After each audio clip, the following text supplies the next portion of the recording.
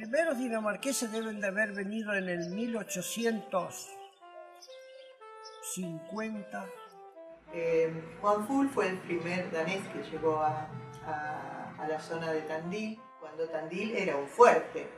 El comandante lo recibió, el comandante Parejas creo que se llamaba, y se hizo un miembro más apoyó a todo el adelanto que se pudo hacer en Tandil. Vino en un carro con 4 bueyes, traía un arado. Fue uno de los pioneros y uno de los que le enseñaron o le enseñó a los indios y a los argentinos a sembrar trigo en esa época. Y después creó un molino harinero con piedras de los cerros, hizo 2 piedras para moler el trigo. Está la torre de su viejo molino todavía en Tandil. Manejó muy bien todo y llegó a ser intendente de Tandil, ese hombre.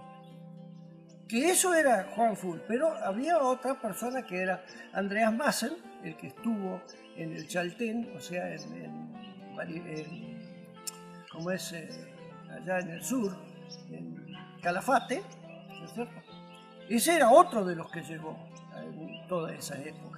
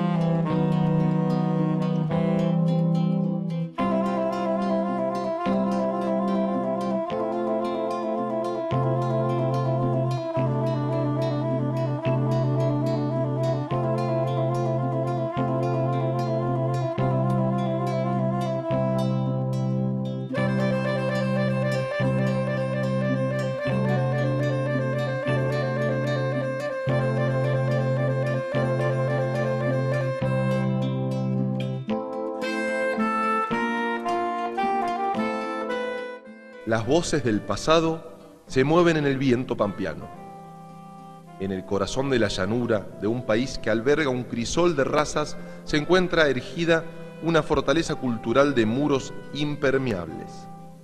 El tiempo la llamaría la pequeña Dinamarca.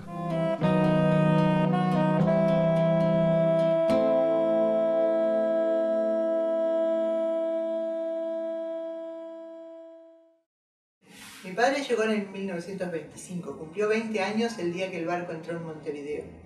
Y le habían dicho que tenía que buscar el hotel de migraciones. Él estuvo una semana en el hotel de migraciones y ahí se encontró con otros daneses y le dijeron, vos sabés que me han dicho que hay que ir al sur. Bueno, dice, vamos al sur.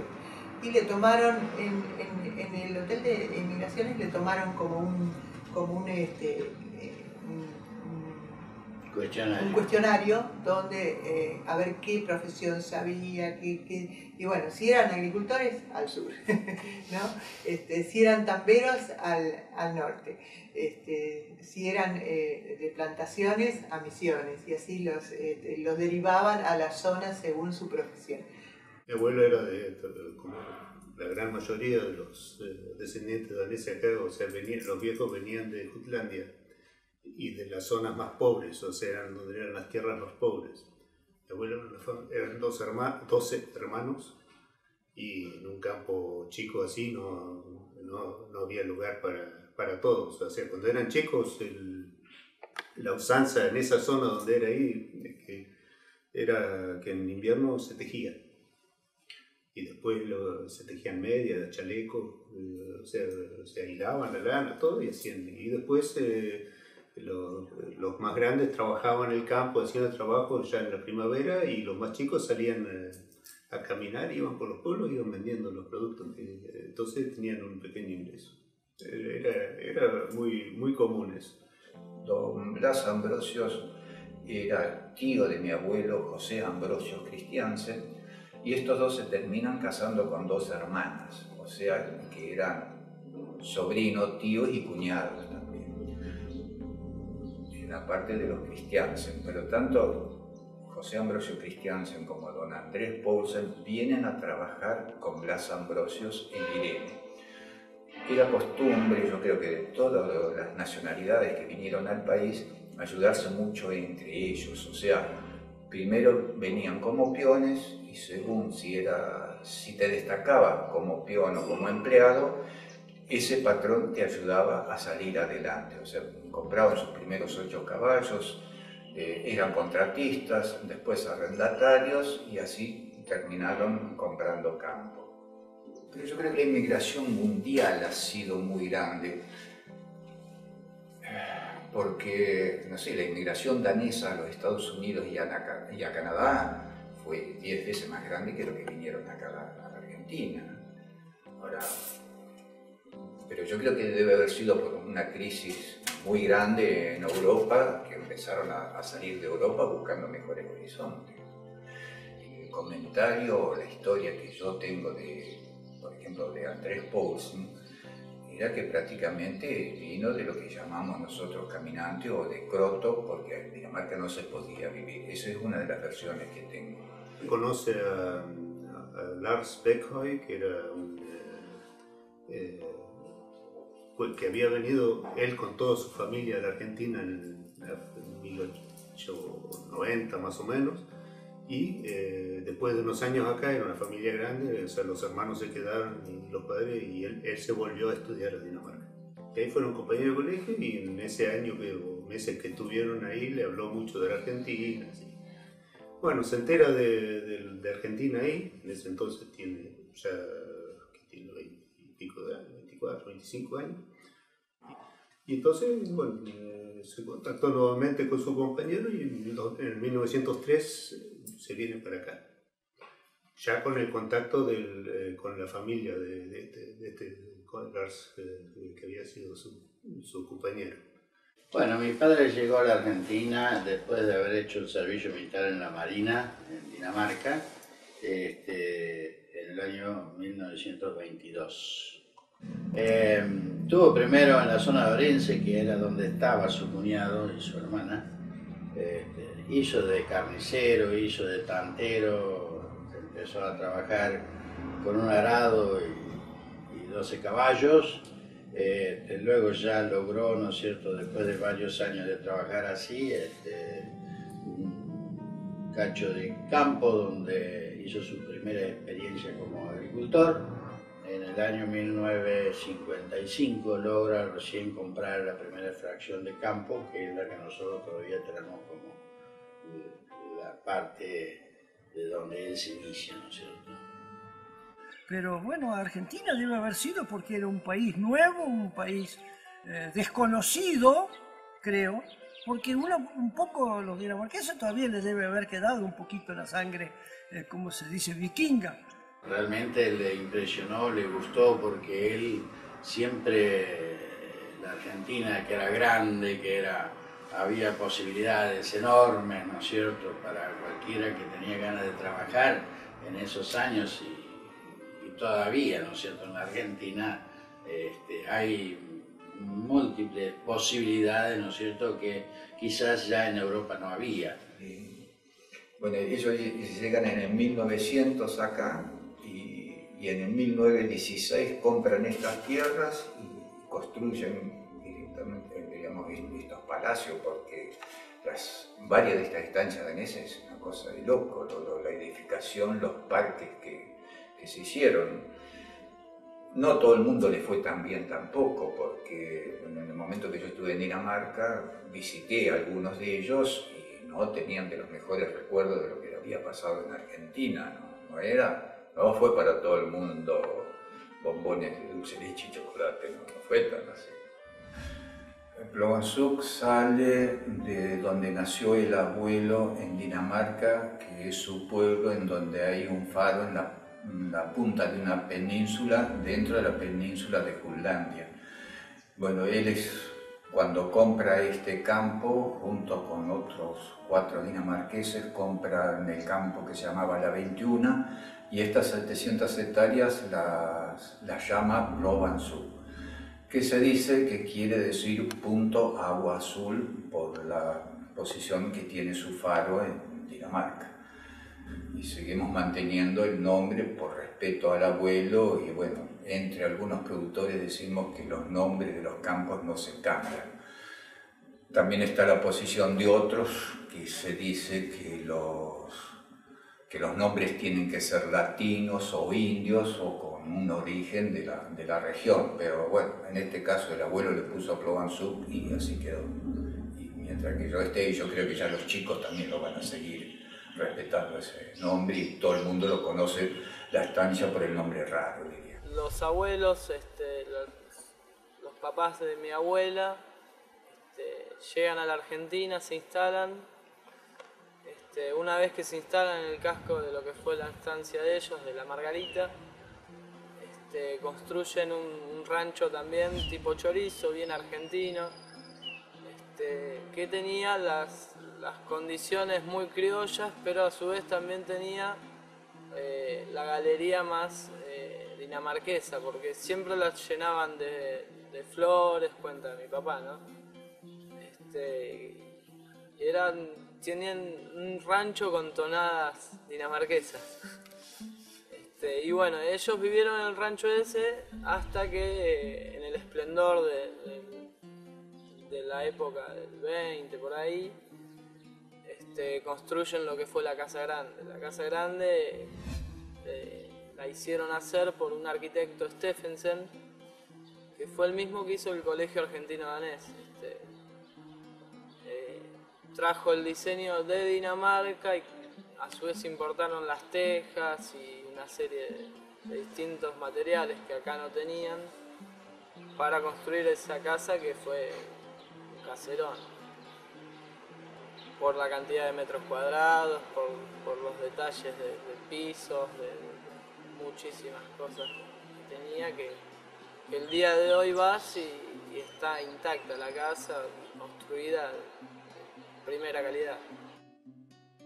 Hoy está viviendo Oscar Jensen, y lo más importante de la casa nueva de los Jensen fue también el parque que tenía un parque como de 6 hectáreas, también diseñado desde las galerías, la glorieta, toda la plantación cerca de la casa con los frutales.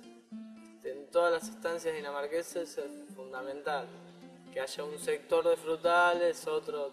Siempre están muy pensados los parques.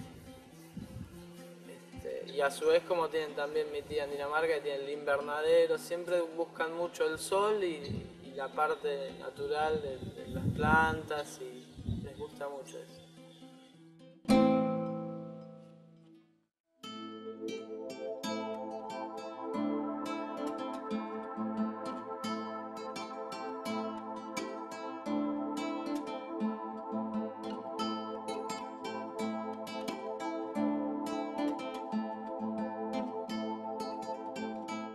Había dinamarqueses, se radicaban en las partes donde mejores campos tenía la Argentina, porque eso lo fueron palpando de a poco, ¿no es cierto?, al ir llegando.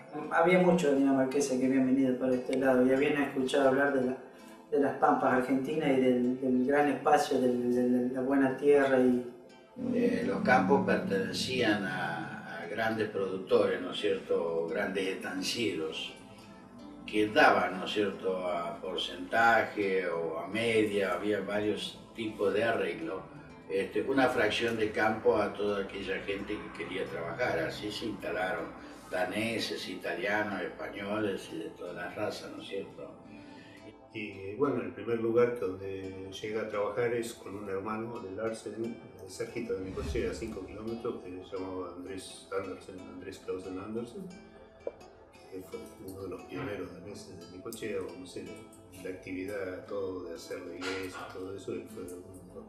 Pero él ya lo recibe, trabaja con él de peón 3 años creo, y después ya lo ayuda, o sea, como vio que tenía ímpetu, o sea, tenía garra para, entonces le ofrece de trabajar a medias, o sea que él le ponía la plata y el abuelo ponía trabajo y después dividían las cosas, y así arrancó.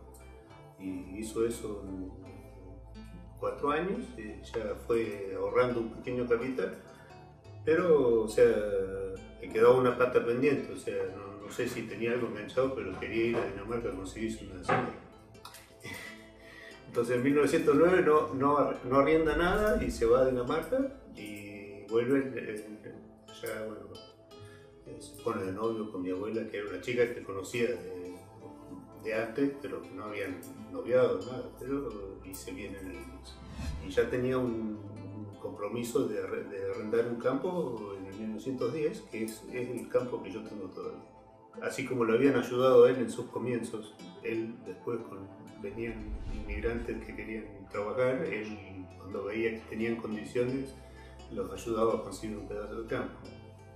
Hay un campo cerca del club danés Dannevirke que lo arrendó mi abuelo, o sea, a un propietario de Tandil, y se lo subarrendó a un montón de... Creo que en el punto máximo llegó a tener 36 chacareros medieros. Y eso iba bien, o sea, pero en la crisis del 30 de repente se le cierran los mercados externos de Argentina, que el mercado externo de Argentina era Inglaterra. Cuando ocurre la crisis, Inglaterra se cierra totalmente y le compra únicamente a sus colonias, a Australia, a Canadá, a Sudáfrica. Y Argentina, que era la colonia informal, se quedó sin mercado. Así que entonces de repente perdieron los chacareros, no tenían para ellos, y bueno, el que ligó la pérdida grande fue mi abuelo. Cuando pasa, bueno, él ya muere en el 37, él había comprado 2000 hectáreas frente a donde está el club de Dannevirke, y bueno, mi padre y los hermanos lo venden para sanear la economía y se quedan con el pedazo nuestro que está acá de 15 kilómetros. Ellos más que nada trajeron, ¿no es cierto?, la capacidad técnica que, ¿no es cierto?, porque muchos de los daneses que llegaron a la Argentina ya eran ingenieros agrónomos o tenían un estudio secundario, ¿no es cierto? Y eso fue lo que aplicaron acá en la Argentina, y quizás muchos, por no traer herramientas, directamente copiaron y hicieron hacer en fábricas locales, ¿no es cierto?, las herramientas que necesitaban. Se hacía agricultura y ganadería. Toda la agricultura era en base a la mano de obra, a través de caballos, con los arados de rejas, de 1, 2 y 3 rejas, con una determinada cantidad de caballos. Después, bueno, había rastras, discos y sembradoras, así que básicamente se hacía cultivos de fina, digamos trigo, avena, por ahí, y pasto, ¿no? Y pasto para los animales, ¿cierto? Que eran básicamente ganadería vacuna y ovina. Cuando papá terminaba de ordeñar y de enartar y todas esas cosas, entonces estaba el desayuno en la mesa y nos sentábamos todos a tomar el desayuno. Y el desayuno era algo especial. Casi siempre había huevo pasado por agua y había pan negro casero y manteca hecho en casa. Todo se hacía. La harina también se hacía en casa. Había una moledora y la gente venía a comprar harina para hacer pan negro. Antes de las 9, porque a las 9 estábamos lavando la desnatadora, así que... sí, había mucho. Porque había una máquina desnatadora que se volcaba toda la leche, unos 20, 25, 30, no sé, los litros que se ordeñaban, porque siempre había 5 o 6 vacas para ordeñar, como éramos muchos. Y nos gustaba. No, pero era la vida del campo. Después lavar la desnatadora, después ya había que empezar con el almuerzo. Y mi mamá, mientras tanto, empezaba a lavar todos los trapos que había de todos los chicos, ponían lavarropa, se calentaba el agua en la cocina leña. Y nosotros éramos chicos, de acuerdo al tamaño que teníamos, ayudábamos a juntar leña, juntábamos los huevos, regábamos la quinta, qué sé yo. Carneábamos, viste, todos los años, todos los inviernos se carneaban por lo menos 5 chanchos, ¿viste? Y hacíamos todo, ayudábamos todo, pero ya éramos más grandes, ¿eh? Ya seríamos de 15, 16 o 18, hasta después de casados me acuerdo que fuimos al campo a carnear chanchos. Por el campo lo tenemos todavía, ¿eh? Pero bueno, se ayudaban mucho entre ellos, y esto era, bueno, todo virgen. Yo he escuchado de que era ir a arar, pasar una rastreadiente y sembrar, era todo más o menos al mismo tiempo. Hoy en día tenemos que hacer, o sea, reservar el agua, hacer barbechos, y eso antes no existía. Y eso era su vida, ¿no es cierto?, su manera de subsistir. Pero cualquier cosa que vos hacías en esa época era rentable, cosa que hoy lamentablemente no. Era más fácil en aquel entonces. Yo creo que debe haber sido mucho más fácil. Porque a ellos, algunos que otros los pueden haber ayudado, pero dándole trabajo. Pero se ganaba muy bien en la cosecha en aquel entonces, o trabajando en el campo. Muchos vinieron así. También muchos se volvieron, ¿eh? Eso hay que saberlo. Pero yo creo que ha sido así. Ha sido muy fácil trabajar y prosperar. ¿Valía la lana? ¿Valían los cereales? ¿Todo? ¿Era fácil el comercio? ¿No había complicaciones? Pero era muy activo, muy emprendedor, digamos, porque en ese campo tenía de todo, ¿no es cierto? Y le tenía la suerte que acá en Lund en ese momento tenía el tren, ¿no es cierto? Una gran ventaja porque mandaba haciendo con el tren, y tenía sus cerdos que los mandaba, los arriaba a pie también, y todo lo que tenía para venderlo podía mandar acá por la estación que le quedaba cerquita, así que en ese momento era una gran ventaja. Mis abuelos y buena parte de los años de mi padre prácticamente podían mantener o subsistir la familia con los productos de granja, o sea, de lo que sea del gallinero o cerdos y tambos se hacían mucho, y la parte de la agricultura o del campo, digamos, eso era lo que les quedaba de superávit y era la forma de poder seguir creciendo. Bueno, mi abuelo llega en el año 1918 a este campo, pero él ya había llegado a la Argentina en 1907. En 1918 él llega a estas tierras y con el dinero que había conseguido trabajando de carretero y de peón, compra este campo que serían los Tres Leones, que son 788 hectáreas. El casco de la estancia era un casco que tenía para criar chanchos, ovejas, para tener un tambo también. Cuando se instalan mi bisabuelo en la estancia de los Tres Leones, ya había un rancho viejo que se agrandó y fue de 14 habitaciones, era un rancho de chorizo, con paja vizcachera, bien de barro, de adobe.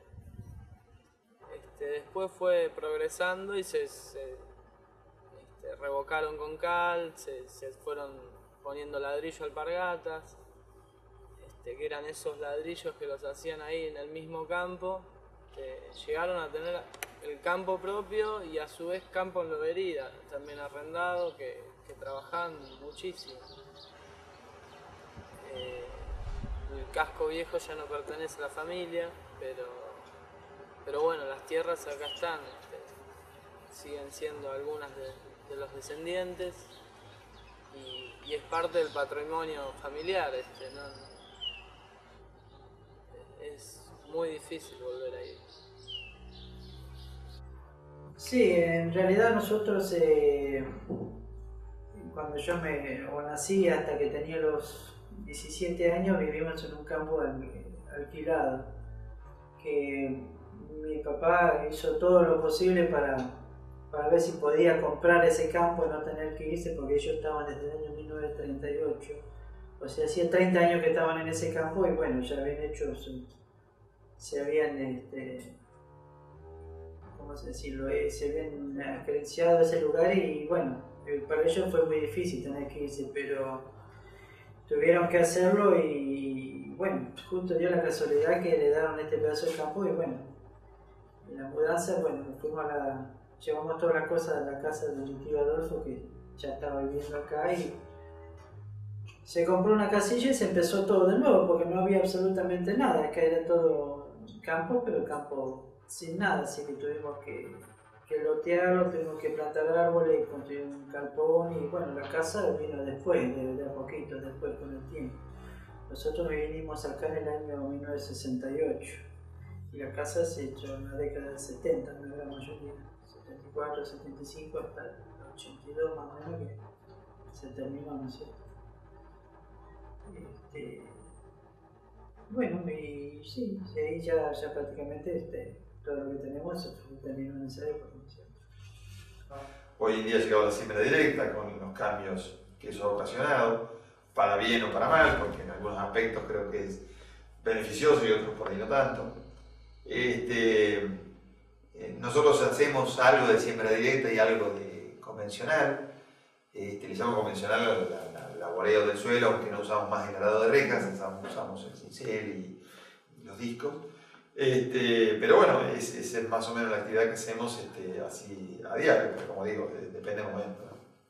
Antes se hacía lino, que eso hoy en día ha desaparecido, el lino ya no se hace más, los números no dan para hacer lino, y bueno, y hoy en día está apareciendo las colzas, que no son cultivos nuevos, pero sí son nuevos para la zona que no se han hecho.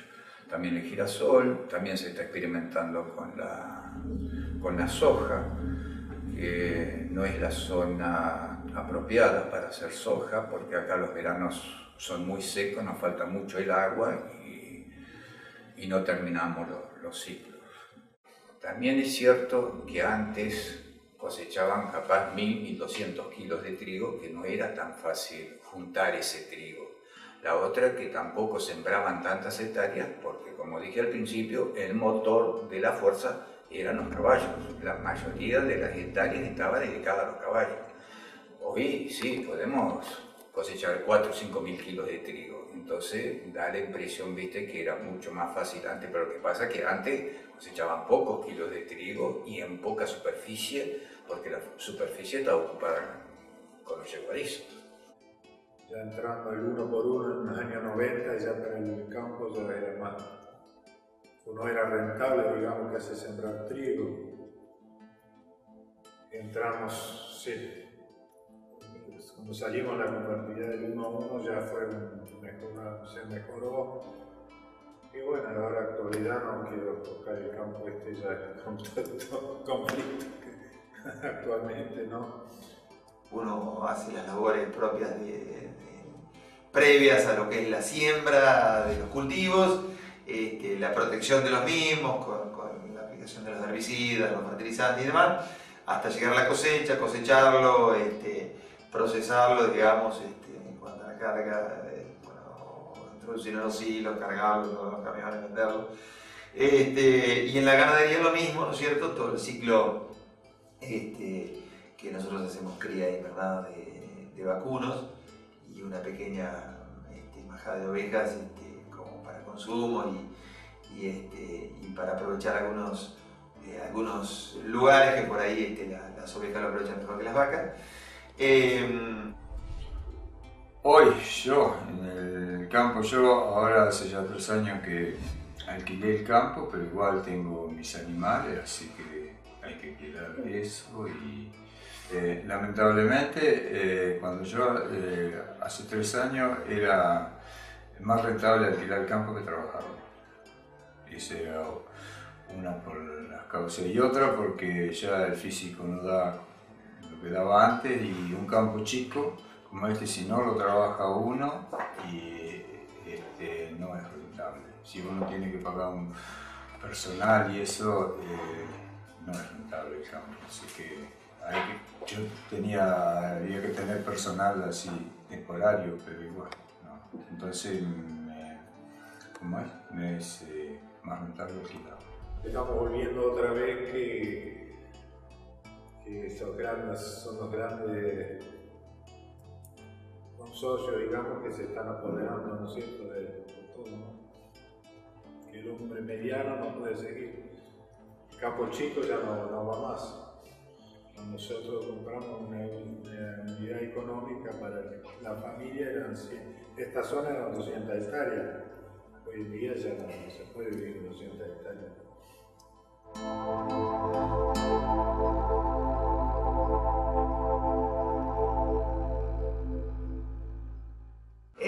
Lo que más nos obligó a mis padres a aprender el castellano fue la época de la guerra, porque mamá llegó acá en el año 38, cuando la guerra fue en el 40, y no podían recibir lectura danesa.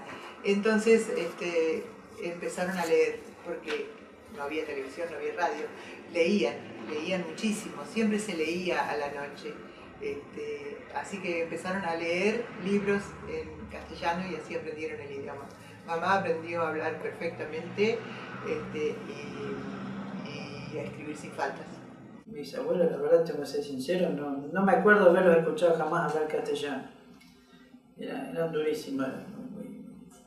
Era tan así aferrado el danés, diríamos, que mi madre recién aprende a hablar el castellano a los 12 años. Y la verdad que me da vergüenza, pero me parece que tenía 10 o 11 años. Pero sabía, entendía, pero no estaba acostumbrado. Para mí un poco una incógnita cómo se defendía, pero en general pienso que es porque se relacionaba con casi la mayoría, digamos, dinamarqueses que ya estaban acá. Que recién mi padre puedo decir que hablaban bien el castellano, que ellos fueron relacionándose con los demás argentinos y hablaban bien el castellano, ¿no es cierto? Sí, me costó muchísimo cuando empecé en el colegio, acá en La Dulce, en los colegios argentinos. Ay, sí, porque no sabíamos nada en castellano, era todo, te digo, que tuvimos profesores daneses en el campo que nos enseñaban todo lo de Dinamarca, todo, sabíamos todo las ciudades, sabíamos cómo se llamaban los mares, todo, mejor no sabíamos nada de la Argentina, pero de Dinamarca todo, El idioma danés, ¿no es cierto? Yo nací hasta aprendiendo el danés, ¿no es cierto? Era el idioma de todos los días. Y como hasta los 8 años no supe otra cosa. Yo el castellano lo aprendí a través del personal que trabajaba en casa. Ahí lo fui aprendiendo, cosa que no me pasó eso de ir al colegio sin saber el idioma. Porque me acuerdo que acá había personal desde ya castellano y se reían de nosotros porque éramos duros, éramos para hablar castellano. Así que lo primero que aprendíamos era danés. Y yo siempre lo seguía hablando hasta que vivían mis abuelas. Después, ahora me cuesta un poco, pero el idioma, practicándolo, lo sigo hablando. Sí, cuando yo llegué en 71, la mayoría de las misas eran dinamarqués. El pastor antes de mí no estaba tanto tiempo y los mayores querían seguir exclusivamente en dinamarqués. Yo empecé a decir, pero también hay una parte de la congregación, también a través de los matrimonios, donde una parte no entiende el dinamarqués, así que tenemos que tener algo en castellano también. Y durante esos 38 años es así que ahora tenemos más misas en castellano que tenemos misas en dinamarqués. Que viene más gente a las misas en castellano que viene a la misa en dinamarqués. Pero yo estoy diciendo, tenemos que seguir, aunque tal vez solamente hay 20 personas para una misa en dinamarqués, es su iglesia, ellos han aportado a la iglesia durante todo su tiempo, así que tenemos que seguir para ellos también. Como los últimos años hemos viajado a Dinamarca bastante seguido, entonces hemos mantenido el idioma fluido, ¿no es cierto? Porque estamos allá y no pueden creer que no somos daneses. Dicen, ¿cuándo se fueron? No nos fuimos. Hemos nacido en el exterior y ¿cómo hablan tan bien el danés? Porque si no me lo decís, no puedo creer que seas argentino. Nosotros nos han dicho muchas veces que acá conservamos el danés antiguo. Usamos muchas palabras o frases. Allá, claro, han usado como el idioma castellano, ¿no? Que se incorporan palabras nuevas y palabras que se dejan de usar, que son antiguas, y con el danés nos pasa, con nosotros seguimos usando el danés de nuestros abuelos. Claro. Y por ahí nos ha pasado que, más que nada con turistas, que nos han dicho, pero ya no se dice así, se dice allá, bueno, entonces lo incorporamos. El danés se puede notar una diferencia porque sí, porque hay muchísimos dialectos dentro de un país tan chiquitito, los del norte de Jutlandia con los del sur de Jutlandia a veces no se entienden. Hoy día sí, porque a través de la radio y la televisión se ha unificado más el idioma. Pero se trata de mantener los dialectos. Acá no hay una diferencia de dialectos como las hay allá. Allá son muy pronunciados, muy pronunciados.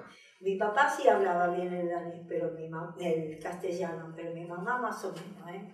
Las mujeres, muchas mujeres no sabían hablar. ¿No? Como estaban en la casa, en el campo. En cambio los hombres aprendían. Los hombres aprendían por una cuestión comercial, tenían que aprender a la fuerza. No había otra cosa. Se mezclaban más fácil. La mujer, como no salía en esa época, estaba siempre en la casa. Yo lo primero que aprendí también fue danés. Y el castellano lo aprendí a los 5 o 6 años cuando fuimos a vivir a San Cristóbal. Porque como éramos, en casa se hablaba danés. Mis tíos eran todos daneses, mis primos hablaban danés, todo el entorno en que la gente que nos visitaba hablaba danés, mis abuelos hablaban danés, entonces hablábamos danés. A mí me resulta muy fácil hablar danés todavía el día de hoy. Cuando estamos solas con mamá siempre hablamos en danés. Ya mis hijos no. Ya ninguno de los nietos, o las dos que nacieron en Dinamarca. Sí, las dos nacidas en Dinamarca sí hablan danés. Con mis padres siempre, o sea, hablaron siempre danés entre ellos y con nosotros. Ya en mi generación, o sea, el siguiente, me caso con Judith, que también es de ascendencia danesa, hablamos danés los dos, pero entre nosotros hablamos castellano. A los chicos nuestros, tenemos 2 chicos, les hablamos danés cuando eran chicos, cuando empezaban a ir al colegio no querían saber nada, pero lo aprendieron igual, pero no lo tienen de la misma forma que lo tuvimos nosotros. En relación al idioma, siempre desde chico estudié inglés. Y mi abuela me intentó enseñar, iba a la casa y me enseñaba vocabulario, pero también me hacía las masitas danesas, la leche, y cuando quería acordar yo no había estudiado nada de danés y lo único que había hecho era disfrutar. Y después me dio inglés, o sea, lo que había aprendido se me mezclaba todo. La relación aparte del idioma danés y el inglés es muy cercana. Entonces se me confundía todo. Fue muy difícil para mí, pero me encantaría aprenderlo. No lo descarto por ahí. No era fácil mandar los chicos a la escuela, porque no había escuela cerca. Porque en el club danés había escuela, pero justo cuando yo tenía que empezar, se cerró. Y una de mis hermanas se dedicaba a enseñarme, y a mí y mi hermano. Y después fui un año a la escuela argentina, un año nomás. Y bueno, en la escuela no, el maestro vivió en mi casa en el campo lo estudiamos. Como éramos tantos, venía un maestro, se quedaba ahí, vivía ahí. O sea, mi padre nunca fue al colegio público acá.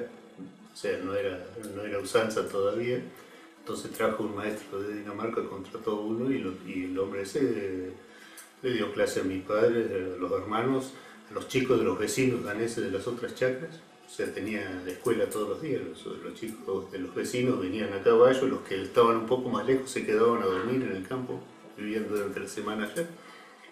Este señor quedó en el campo para siempre. O sea, después empezó a ayudarlo, dejó de dar clase, empezó a ayudarlo a mi abuelo con la contabilidad del campo. Cuando fallece mi abuelo, se hace cargo de la administración junto con mi padre y los hermanos. Y al final se quedó en el campo y murió en el año 77. A él, mi hermana y yo lo teníamos de maestro durante los veranos. Nosotros íbamos al colegio en Necochea y en el verano el don Ricardo, o sea, me llamo así por él, se llama Richard Epstrup. Él nos daba clase todas las mañanas en el verano, en las vacaciones teníamos clase todos los días, en danés. Historia danesa, geografía, matemática, geometría, todo completo. Así que tenemos una doble escolaridad ahí en casa. Pero también teníamos, aparte de la escuela oficial, teníamos una escuela particular danesa donde íbamos a la tarde. O sea, íbamos a la escuela a la mañana de 8 a 12 y de 2 a 4 íbamos a la escuela danesa. La escuela danesa aprendíamos a leer y a escribir en danés, a hacer matemática mental, que eso no lo aprendíamos en la escuela oficial, ¿no es cierto? Y aprendíamos mucho sobre geografía y geografía de Dinamarca y también la historia, y teníamos un poquito de religión también. El colegio se crea por una necesidad de los inmigrantes daneses con sus hijos, ¿no? Ellos venían de un país donde ya la educación estaba muy avanzada, toda la población, llegan acá, como la mayoría son agricultores, las distancias son muy grandes, entonces quieren una buena educación para sus hijos y crean este colegio. Y hubo un par de daneses muy precursores y con mucho empuje en esa época, que eran los dos hermanos Nicolás Ambrosius y Blas Ambrosius, que ellos trabajaban mucho así. Nicolás era el que generaba las ideas y su hermano Blas era el que figuraba en las comisiones y estaba al frente de las cosas. Ya la sociedad protestante existía y ellos decidieron crear una escuela y para eso comprar 100 hectáreas que se compra a un vecino y lo compra la sociedad protestante para crear la escuela. Y de esas 100 hectáreas, 80 son las que se cultivan y el resto pertenece al casco, ¿no? Y se edificó primero el gimnasio y después toda esta parte central del edificio, el internado y la cocina, y empezó como escuela para adultos.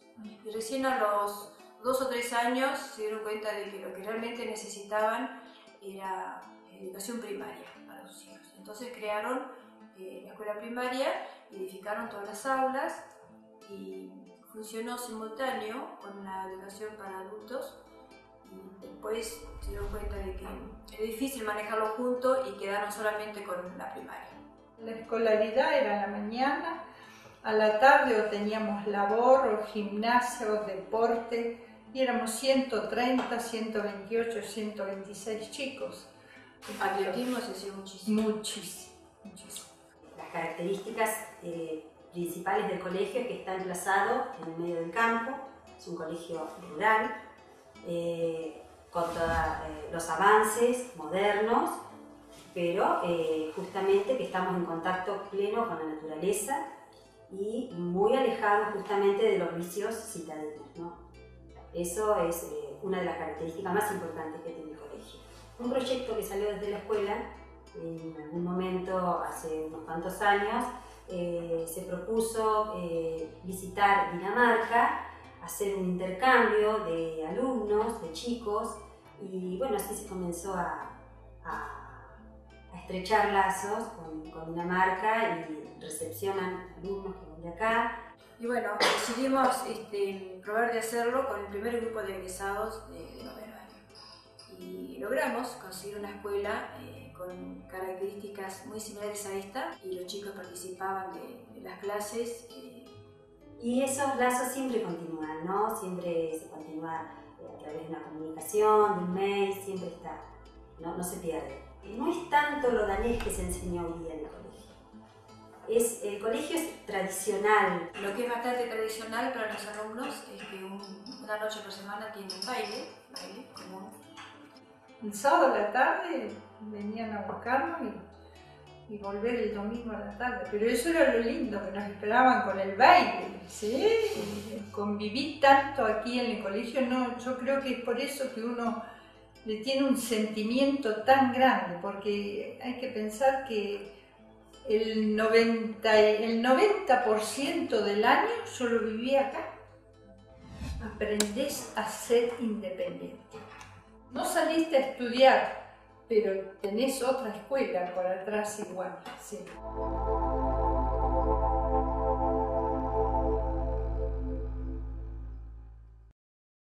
Con respecto a la costumbre, por ahí las costumbres se han congelado. En la época de que vinieron los bisabuelos, vienen con toda esa costumbre, se armó todo el club, todo lo que sea, y como que queda congelado ahí, digamos, en el tiempo. Pero en la época de los bisabuelos que vinieron acá, viene con sus costumbres de ese momento que era contemporáneo, de esa época, vinieron para acá y como que se congelaron, siguieron con todo eso. ¿Viste? Mientras tanto la sociedad danesa siguió evolucionando, se olvidaron de la... O sea, se han olvidado o no, o se han cambiado un poquito, qué sé yo, y cuando se quieren acordar como que no son iguales, no son las mismas del país de origen, digamos. Yo cuando me casé con mi marido, yo tenía 24 años y él 33, me llevaba 10 años. Y yo aprendí tanto de mi marido, las costumbres argentinas. Por ejemplo, en la cocina nomás, yo no hacía ravioles, ni hacía gnocchi, nada de eso se hacía en el campo, nada. Bueno, en la casa de danesa no se hacían esas comidas, era otro tipo de comida, por ejemplo. En el club danés se hace una aldea danesa todos los años, que se hace como una calle de Dinamarca, con árboles y las banderas, y hacen así unos stands con casitas que han preparado especialmente para hacer distintas cosas que venden, sándwiches danesas, tortas, cosas de...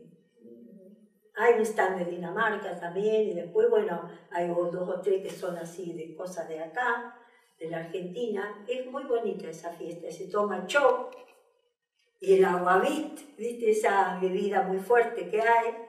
No sé, debe ser como 30 años que se hace esa fiesta. Yo ya ni me acuerdo, pero hace años.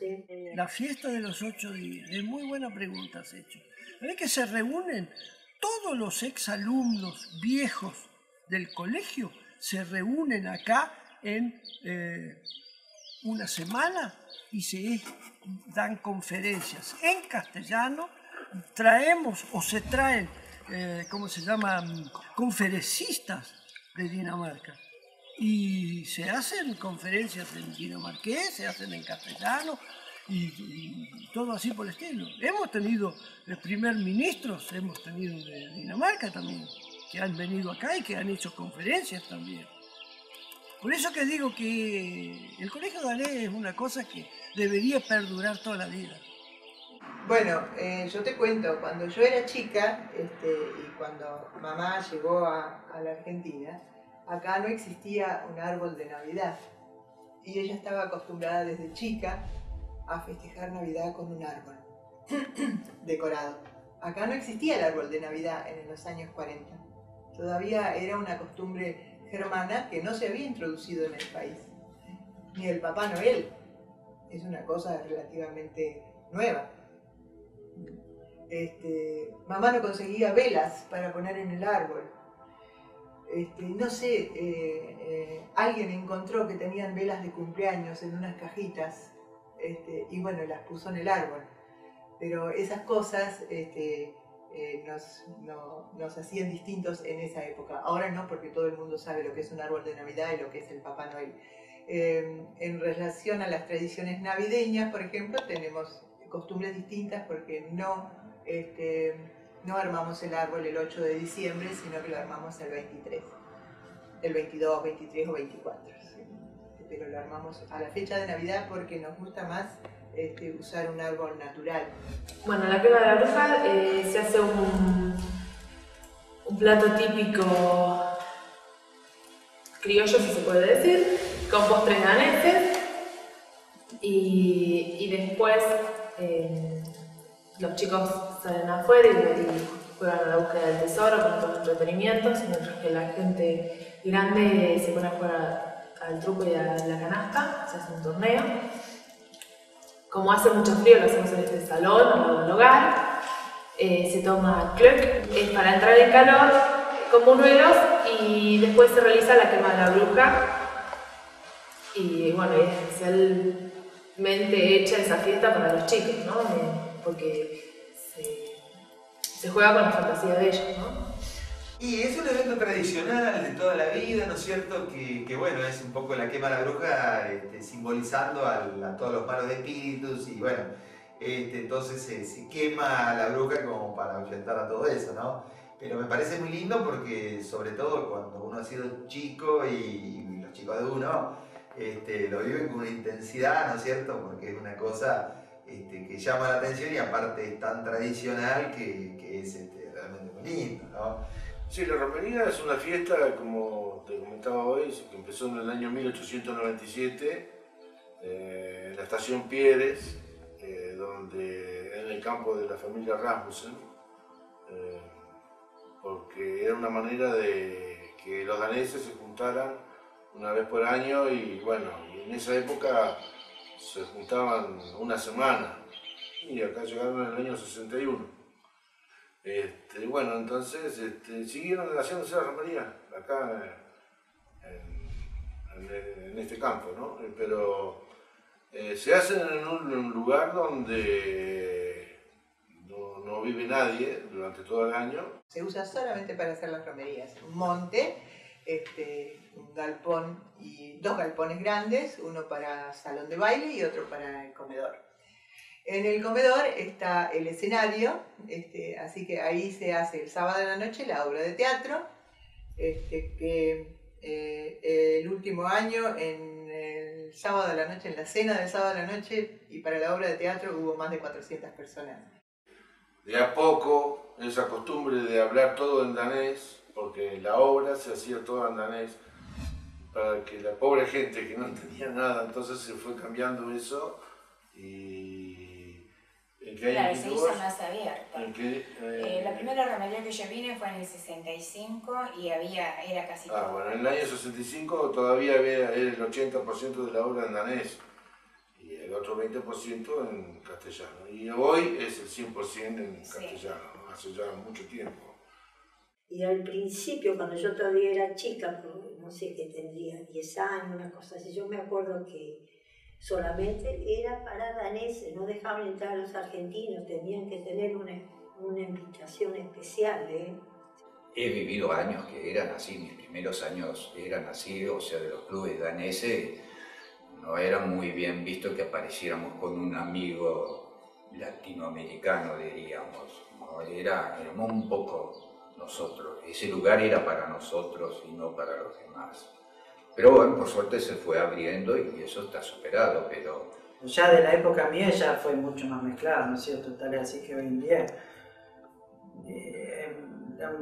casi, no sé, mitad y mitad, porque hay muchos que directamente no tienen nada que ver con dinamarqués, ¿no es cierto? Quedan muchos apellidos daneses, pero no, todo muy mezclado. Antiguamente se empezaba siempre tirando al pájaro. Esa persona que tiraba cuando caía el pájaro en sí era el rey del tiro al pájaro, y él tenía que organizar la fiesta al año siguiente. Todavía sigue siendo así, pero no se tira a un pájaro, sino que se tira al blanco. Es una tradición que se ha hecho, y bueno, es una manera de elegir el rey, y el rey no puede ser repetido. Era una fiesta que los daneses de esa época se juntaban y se empezó a llamar Sommerfest porque es fiesta de verano. Y ellos se juntaban en febrero, ¿no? Y de ahí nació el Sommerfest en Dinamarca, seguramente se festeja también, pero yo no tengo conocimiento de eso. Yo estuve en la comisión de romería muchos años también, he trabajado en las romerías, porque son 2 días, pero había que trabajar muchísimo. Le voy a contar una anécdota mía, es muy cómica. Efecto a lo mejor del aguaví que tomamos ese día, porque fueron los 100 años de la romería que se hicieron acá, o sea que el año 1997. Y bueno, a la noche nos habíamos juntado un montón de amigos y un amigo mío que fue lamentablemente fallecido, me había hecho una rampa y bueno, y yo andaba en bicicleta dentro del salón de baile, ¿no? Pero no le dimos tiempo y otro amigo me empujaba y bueno, yo subí la rampa en la bicicleta. ¿Les puedo contar de qué constaba la rampa? Era una mesa. Era un tablón. Un tablón y una mesa, ¿no? Y mi amigo quería haberla hecho, cosa que yo llegaba con la bicicleta ahí y después bajara, pero como no le dimos tiempo, volé, ¿no es cierto? Y caí contra el escenario. No, cayó un metro. El músico se agarró la cabeza y la música seguía tocando. Ahí nos dimos cuenta que... Bueno, no, pero fue una anécdota de la bicicleta era de una rifa. Se rompió. Así que nos seguimos juntando los daneses y los dano-argentinos y los amigos. Y la Iglesia Católica en aquel entonces tenía no voy a decir que directamente era una iglesia muy agresiva contra los protestantes, pero eran herejes y era mejor no tener nada que ver con ellos. Entonces surgió, pero ¿qué hacemos con nuestros hijos? ¿Qué hacemos con los sepelios? ¿Qué hacemos con las bodas, la educación cristiana de los chicos? Nosotros mismos tenemos que ocuparnos. Y es justamente cierto el concepto luterano que son la gente que tiene que hacerlo. Y cuando ellos llegan a ese punto donde están diciendo ahora necesitamos un pastor, se llama a un pastor y alguien se ocupa de ese trabajo. Así empezó a entender. Después de la conquista por el general Roca, los inmigrantes, no solamente dinamarqueses, pero los demás, se fueron al sur, se hizo una iglesia que es la iglesia más grande en Tres Arroyos, y después se llegó los dinamarqueses en Necochea. Así que en esa zona han estado dinamarqueses desde el principio. Como se puede ver ahí, tiene el año 1918, en 1918 se inauguró la iglesia acá. Cuando ustedes tal vez sacó algunas fotos afuera, es una réplica de una iglesia típica de Dinamarca, de una aldea en Dinamarca. Ustedes han estado en La Tulsa y ahí la iglesia no es así. Cuando nosotros hicimos la reforma de la reflexión de la iglesia ahí, estoy seguro que la mayoría había pensado, vamos a tener una iglesia típica de Dinamarca una vez más. Y yo digo, no, debe ser suficiente con una. El arquitecto César Christiansen tuvo la inspiración del norte de la Argentina. Es por eso que es así. Me parece que es una muy linda iglesia. Que todas las iglesias, de un u otro modo, tienen algo del lugar donde funciona como iglesia. Una iglesia luterana en Alemania es casi lo mismo como una iglesia luterana en Dinamarca, o en Suecia, o en Noruega, o en Finlandia. Mientras una iglesia luterana de los Estados Unidos tal vez es bastante distinta. Así es con todas las iglesias, exactamente lo mismo pasa con la iglesia católica. Una iglesia católica en la Argentina no es igual a una iglesia católica en las Filipinas, por ejemplo. Los países hace lo étnico ahí, entra y está formando la iglesia, la identidad, la forma de pensar, la forma de actuar. Y no solamente querían juntarse. De juntarse y estar con otras personas con quien uno tiene algo en común es algo que es importante para cualquier iglesia, que es así. Como parte de la vida de cualquier persona hay también la religión. Y por eso entonces se forman las iglesias ahí. No quería decir porque realmente es un lugar muy importante en el sentido que mantiene el grupo. Porque el mismo grupo usa, pero el mismo grupo ha usado los clubes también, con la misma finalidad. Los clubes tienen étnicamente, ¿cierto?, su causa en lo étnico, pero la iglesia lo tiene en la religión.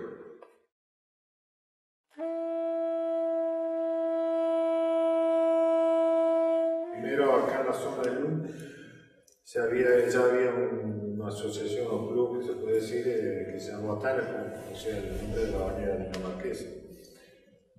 Y se juntaban en los distintos chakras, se juntaba la gente para eventos, se hacían fiestas de verano, que llamaban. Pero ya al ser la colonia cada vez más grande se hacían chicas las primarias. Entonces fue la idea de hacer un lugar para poder juntarse. Entonces decidieron por hacer el club y después 10 mañana hacer una escuela, pero quedó. Se hicieron las piezas al costado y quedó como escuela, porque esto se inició como escuela. Y funcionó como escuela los primeros, sí, hasta el 35 creo que terminó, ya se hizo una escuela con un vecino. Y pues ya se dio como club. Nos juntábamos acá todos los fines de semana. La posibilidad de ir al pueblo por camino, tránsito, comunidad no eran tan fáciles, entonces nos juntábamos acá. En bicicleta, otro que podía venir en auto mejor, o el caballo también se venía. Venían muchos chicos, además se hacía el club de niños. Yo, como él decía, nos conocemos desde el club de niños, de campamentos, de la fiesta de Navidad, había que hacer una obra teatral y bueno, estamos en el escenario acá del club. Después tenían las madres que estaban en la cocina, los padres bueno, que hacían o el arbolito o trabajaban los suyos, y después estaban los abuelos, era más como que había más generaciones. También siempre se trató de hacer entre todos los clubes y todos los lugares de no tener la misma fecha, así la gente también podía ir a los distintos lugares. Sí, el vínculo siempre fue de chico, venir a la fiesta, todas esas cosas, y eso se conoció acá, así que ya de todo, mismo solo. Puedo decir que ya prácticamente me quería en el club, porque yo desde que nací prácticamente que estaba yendo al club, ¿no es cierto? Deportes, en un principio alcancé, pero después se dejó de practicar, se hacía mucho atletismo. Y después sí, lo que sí había torneos entre los distintos clubes de Annecy era el handball. Y se practicó mucho fútbol también, en distintas ligas, ¿no es cierto? Que se practicaba fútbol también, pero como el vóley, así. Ya era una costumbre que todos los domingos, lo que ya en esa época vivimos todo en el campo, así que los domingos era ir al club y reunirnos y comer una parrillada y practicar. Y bueno, en algún momento, cada 2 o 3 meses, siempre había un torneo grande de handball donde se jugaban varios partidos el mismo día sábado y bueno, después se terminaba una cena y baile y eso se hacía así cada 2 o 3 meses, siempre había algo de eso, ¿cierto? Yo llegué a vivir los fines de semana cuando jugaba al fútbol mi papá con los vascos, se jugaban a jugar las distintas descendencias y bueno, arrancaba la mañana el partido de fútbol, después almuerzo, asado, demás, sobremesa y a la noche cena también y ahí era más tipo fiesta, bailaban, se hacía todo tipo romería, ¿no? Y yo siempre terminaba durmiendo en la bodega. Era chiquito y ahí terminaban unos cuantos más. Pero no, era increíble. Aparte los más grandes nos cuidaban, era muy sano todo, muy familiar. Que hoy el ir al club me despierta una emoción tremenda. Fueron momentos muy felices. Era competencia, al final los deportes, bueno, me quieren forzar, una excusa para reunirse, pero otros también, o sea, yo he hablado con gente grande y tal vez, bueno, tu mamá mismo dice que, bueno, él estaba en el tractor, lo dejaba en primera o en tercera y ese se bajaba del tractor y se iba corriendo a la par del tractor y lo esperaba en la otra punta. Y eso para entrenarse, mi suegro a veces ponía, no sé, bolsas de no sé si de harina o de qué, y salía a correr con botas para ser mejor, más ágil y en la competencia poder ganar. Cuando éramos chicos había un equipo de atletismo y entonces mi papá nos había hecho dos palos con un cosito como para sostener el palo para hacer salto en alto, ¿no es cierto? Entonces practicábamos en casa. Saltábamos, teníamos un montón de arena, saltábamos salto largo y salto alto, practicábamos más o menos, ¿no es cierto? Porque después participábamos en torneos. Había torneos entre el club danés, aquel, en Necochea y el colegio de Cascallares. No sé, una de las anécdotas, bueno, que es la tradición más que anécdota, es en los campamentos, las chicas dormían adentro y los varones afuera en carpa, y la gran aventura era escaparse, y entonces el pastor salía con una linterna y alumbraba y te decía, vos tenés que venir afuera, tenés que entrar adentro a dormir, y bueno, entonces no sé, el pastor estaba como 2 horas buscando a la gente que se escapaba, a las chicas que se escapaban para tratar de entrarlas adentro, y bueno, esa era la gran aventura.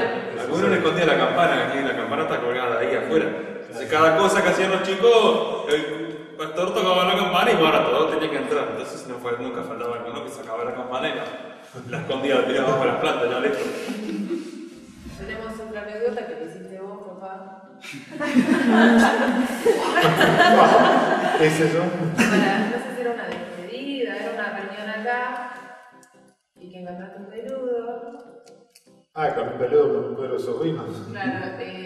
Claro, le cuelé un zorrino, se lo puso arriba del peludo y largó arriba de las mesas donde estaban todas las mujeres el peludo que iba con el cuero de zorrino, así que esto fue un revoloteo. Eso fue una despedida soltera. Esas ocurrencias podían pasar acá en el club. Broma de campo. Sí. Hoy cuando uno ve fotos o recuerda momentos pasados del deporte y de las fiestas, muy especial. Muy buenos momentos, Leandro. Ana Laura y empezó a venir al club, y acá Alfredo, ya se notaba que el club venía, no era lo que era antes. No supimos actualizarnos para que atraer la juventud que vuelva o que se siente cómodo acá, ¿no es cierto? Hubo una reunión en el 2002, 2003. Sí, en el 2005, en el 2005, que ya era para cierre definitivo. Se había tratado desde el 2000 de reflotarlo, pero la gente estaba cansada, siempre eran los mismos, no se hacía mucho. Hubo una reunión definitiva, había muchas deudas, y se dijo, bueno, se cierra definitivamente o hay que hacer un cambio drástico. Y bueno, y ahí fue donde dijimos, bueno, la topadora no, porque esa era una posibilidad, medio en chiste, broma que lo dijiste, pero es como que todos tomamos conciencia porque realmente las instalaciones no estaban ya habilitadas, ya estaba todo muy venido abajo. Todo ese brazo. Se hizo una campaña de socios, que bueno, ahí vino mucha gente de Necochea, gente amiga mía, que dijo, no, bueno, hagan la campaña de socios ofreciéndoles la mejora del club, y eso es lo que se hizo. No se les ofrecía nada, simplemente bueno, las mejoras, y se fue haciendo hasta ahora, y hemos en los últimos 2 años visto que el público respondió y que cada vez hay más socios y vienen con más ganas y le tienen fe al club, que eso se había perdido. No, es digno que gente que no de la colectividad que quieren tratar de reflotar esto acá de vuelta. Y además ellos destacan y dicen que tienen mucho respeto a lo que es el club y a la colectividad, y dicen que tienen que mantenerlo y traten de ustedes seguirlo, y es como que lo valoran mucho y te transmiten a vos de la importancia que es seguirlo, ¿no? Porque uno por ahí dice, ¿para qué? Sí. Pero cuando ya gente de afuera te dice, no, sigan, nosotros los apoyamos, bueno, es muy importante.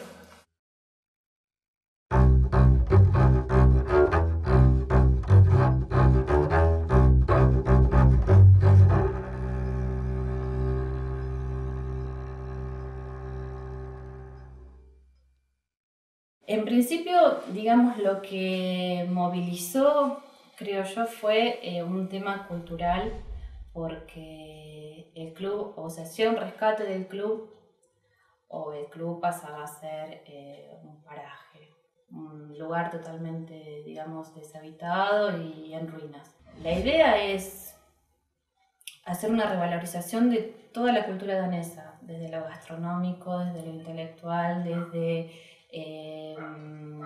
lo que es la cultura danesa, lo que implicó para esta zona, o sea, es la tercer corriente a nivel mundial que se asentó, digamos, de esta forma en el sur de la provincia de Buenos Aires, entonces no es poca cosa. Es decir, es única en cuanto a instituciones, o sea, en otros países del mundo se vincularon a la sociedad y no crearon instituciones propias. Acá sí lo hicieron y por eso es que hay mucho de la cultura que se ha mantenido. El club danés es único, el colegio danés es único a nivel mundial, o sea, no existen otros iguales, el cementerio, o sea, uno cuando piensa en turismo y en crear algo con proyección, tiene que buscar cosas que sean bien diferentes para, digamos, poder no solo lograr el desarrollo, que en esto también nosotros desde un punto de vista INTA lo que pretendemos es el desarrollo zonal y es como que a través de los partidos que nosotros, el espacio territorial que abarcamos y las diferentes propuestas y la complementariedad que tratamos de tener, o sea, no solo son los 6 lugares que nosotros tenemos, sino toda la forma en que trabajamos y que tratamos que nuestra actividad se vincule con el resto para que el ingreso no sea solo para el corredor, sino para la gente del entorno. En realidad nosotros empezamos lo teníamos muy abandonado, digamos todo, porque al no trabajar el campo, no ir a vivir a Necochea, la casa quedó abandonada y un buen día mi señora se le dio por pensar qué podíamos hacer con la casa, porque con tanto esfuerzo que se hizo la casa, qué podíamos hacer, así que empezamos a venir, tuvimos que venir los fines de semana, los feriados y... Lo que queríamos rescatar era la esencia, el espíritu del lugar, el esfuerzo realizado, en el caso nuestro que no conocía a los abuelos de Luis, pero sí conocía a la mamá de Luis y sé de los haceres de su papá, poder mantener esto y que ellos siguieran presentes de alguna manera, es respetarlos y que nuestros hijos pudieran también entender de esa identidad. Tengo que reconocer que la mayoría de eso de parte de mi señora siempre tuvo un empuje bárbaro para eso y bueno, nos conectamos un poco por casualidad con la gente del corredor danés y bueno, nos llevó a ver si podíamos manejarnos de esa forma con el turismo rural, ya que de la otra forma nos resultaba muy difícil, ¿no es cierto? Alquilar el campo y ver si con el turismo rural podíamos encontrar otra ruta, ¿no es cierto? Nos pareció interesante poder compartir con otros y para así tener un poco más de fuerza para ir progresando, porque nosotros lo empezamos como la parte de turismo, como para que la escuela tuviera un ingreso más en el verano, porque en el verano esta escuela está normalmente cerrada, no pasa nada, y siempre hablábamos de que era un desperdicio de lugar que no se utilizara en el verano. Lo que nosotros les estamos ofreciendo a los turistas es justamente esa actividad día a día, que ahora vamos un poco a hablar de eso. Entonces, nos pareció interesante la idea. Y bueno, después hemos ido innovando en diferentes propuestas como para, digamos, seguir sumando cosas en el corredor.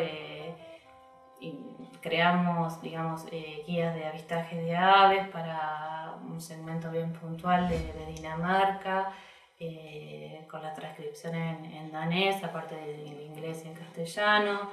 Editamos videos, hemos hecho folletos.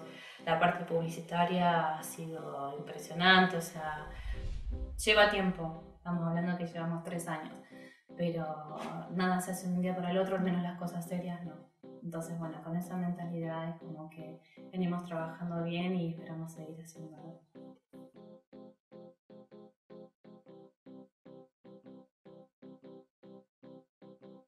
Antiguamente los daneses que venían y se radicaban acá, la costumbre era que sus hijos, después de terminar el primario, tenían que ir a Dinamarca. Mamá siempre decía, ustedes también tienen que ir a Dinamarca, así que yo fui la primera vez cuando tenía 14 años. O sea, y en ese entonces, en el 2001, con un 25% de desocupación, conseguir trabajo acá no era posible. tengo doble ciudadanía, yo, o sea, la conservó mi padre por estar de joven allá y yo por él, y mis hijos también la han conservado, así que eso se puede seguir. Entonces podía ir y trabajar allá por un periodo. O sea, daba eso, nos daba un ingreso que suplía un poco para la vida diaria. Cuando ya fui saneando mi economía acá, o sea, con las deudas que tenía, ya no tenía razón de ser de seguir haciéndolo. Yo tenía una tía entonces viviendo todavía cuando yo fui, y tenía 90 años, me parece que tenía 89, bueno, iguales. Y bueno, fui a visitar, estaba en un hogar de ancianos que son muy bonitos en Dinamarca, todo completo, tiene sus muebles de su casa, todo es muy lindo. Y bueno, yo no le avisé nada que iba, así que de repente que aparecí yo, bueno, no, se puso contento por supuesto y todo, pero bueno, después ella tenía que almorzar a mediodía y nosotros nos fuimos a almorzar a algún lado, ¿no? Y dice, ¿y a qué hora volvés? Bueno, eso de las 3 volvemos. ¿Y qué? Se hicieron a las 4. Llovía, yo le quería comprar un regalo. ¿Viste? Fuimos a las 4 de la tarde recién. ¿Sabés qué enojada estaba? Que habíamos llegado 1 hora tarde. No me lo perdonamos. Después se le pasó, por supuesto, ¿no? Había hecho café y todo y lo tiró a la pileta porque había llegado tarde. Después, bueno, nos cantó una canción y qué sé yo. Pero son así, ¿eh? Mi abuela, cuando fue de nuevo, tenía 88 años y ella notó que Dinamarca había cambiado, que no era la Dinamarca que ella conocía de antes. Era una Dinamarca más actual, más con el tiempo contado, con los problemas de las grandes ciudades, la gente no tiene tiempo para dedicarse al otro y tal vez ella estaba sin querer muy contaminada a lo latino, a lo argentino, que es más expresivo, más de dar abrazos, más de... que ella no se dio cuenta, pero cuando volvió, vio ese cambio, o esa diferencia, ¿no? No pienso en ir a Dinamarca hoy porque estoy estudiando en la facultad, pero ni bien me reciba seguramente voy a ir, y me gustaría ir por el hecho de que está mi tía, que la conozco de siempre, que vino siempre ella, y a su vez que están mis primos que no los conozco, que son primos hermanos. También sería buenísimo conocerlos. Y a su vez también ver de lo que siempre me hablaron. Ver qué sensación me causa, pero uno de los lugares que quisiera ir, el primero sería ese. Yo estuve en Dinamarca 8 años y medio y yo de lunes a viernes hablaba el danés, sábado y domingo me juntaba con un grupo de argentinos y los chicos jugaban al fútbol, se hacía un asado, aprendí a bailar el tango en Dinamarca, aprendí un montón de cosas que no sabía acá en la Argentina y que no las valorizaba y las aprendí en Dinamarca. Acá en Argentina yo no sabía bailar el tango, pero sabía bailar folketango, que es la danza danesa. Que eso lo transmitieron, de los daneses que vinieron acá a los hijos y los hijos a los hijos, y bueno, eso es lo que yo había aprendido. Pero porque no me enseñaron a bailar el tango. Porque uno tal vez de chico hace lo que le dicen los padres, y uno tiene una cultura, había muchas cosas que yo veía con una gran incógnita, porque nosotros hacíamos unas cosas y el resto no, porque yo sabía por qué mis abuelos hablaban danés y los abuelos no, por qué nosotros comíamos pan negro, casero y el otro no, porque tenía un montón de incógnitas que cuando uno va a Dinamarca dices, por eso es, por esa tal otra cosa. A mí lo que me ayudó a ir a Dinamarca es como que, estoy más tranquila de por qué vienen o por qué acá se hacen muchas cosas, o mis abuelos hicieron y mis padres, es como que tengo la explicación. Bueno, entonces ahora yo sí las puedo seguir haciendo, porque, o no. Yo en otra ocasión te conté que yo me había rebelado contra la cultura danesa, porque decía, no, yo soy argentina, soy criolla, no quiero aprender el danés, no quiero... porque no me sentía, yo quiero ser como el resto. y ahora estoy orgullosa. Te puedo contar una anécdota que tengo cuando llego. Que yo lo que hice fue llegar de Madrid, volé hasta Madrid y de ahí me quedé un par de días. Era primavera y después fui a París en tren también. Me quedé 4 días ahí y de ahí sí, como no entendía el francés, es duro para uno, bueno, te hace entender, pero bueno. Y de ahí sí, me fui a Dinamarca. Llegué en tren. A la mañana siguiente, cuando entramos en el ferry y cruzamos la aduana danesa, y empecé a escuchar a hablar danés. Lágrimas. Estoy en casa. Estoy como en casa. ¿Cuál es el lugar donde se quieren quedar? Es una decisión muy difícil porque hay muchos dano-argentinos, hijos de daneses, que están viviendo ahora en Dinamarca. Extrañan Argentina. Mi mamá la última vez que fue, y mis padres cuando fueron la última vez, dijeron, esta vez nos vamos a quedar todo el tiempo que querramos saber dónde queremos estar. Y de repente, después de haber estado 8 meses, dijeron, ahora sé dónde quiero estar, y volvieron a Argentina. Eso es muy lindo.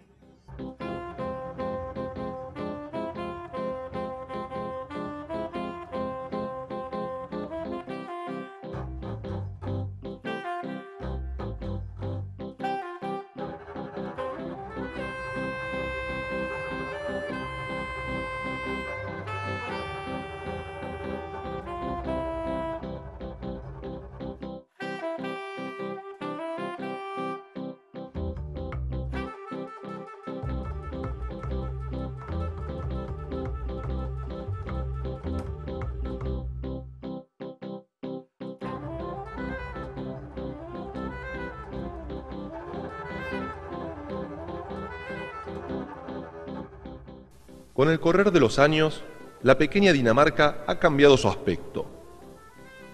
Las raíces de las palmeras típicamente plantadas por colonos daneses crecen fuertes sobre el cielo argentino. Un pasado danés sigue latiendo en los corazones de los descendientes daneses, pero las claras barreras étnicas que los excluían de la cultura argentina se han desdibujado, dando lugar a la formación de una consentida identidad dano-argentina.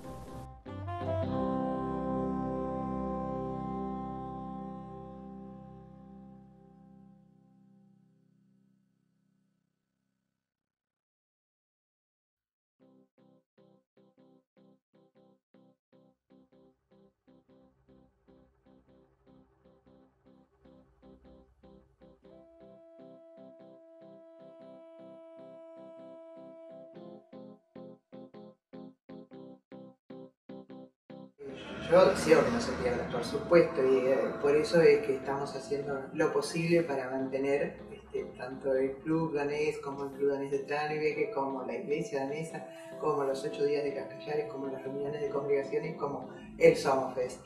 Y yo siempre pensé que nunca se van a ir de la Argentina, que se van a conservar siempre. Por más que no se conserve el idioma, a lo mejor, el que el idioma se pierda, no se van a perder las tradiciones. Van a quedar arraigadas en el país, me parece a mí, y es mi deseo. Una cosa algo que han dejado nuestros abuelos que no podemos perder, no se puede. Nosotros tenemos como un lema en nuestro grupo que decimos que esta escuela tendría que quedar como un aporte de la comunidad danesa a la comunidad argentina, ¿no? Que no se puede terminar con los daneses. No tuvimos una señora de un pastor que fueron muy queridos, una familia Sunesen, que ella siempre decía, sería bueno que la bandera argentina siempre perdurara un hilito rojo de la bandera danesa, ¿no? Como queriendo decir que bueno, esa mezcla es lo que tiene que quedar acá para nuestra comunidad, ¿no? En nuestro país. Ese es el sueño, que esto pueda seguir funcionando bien.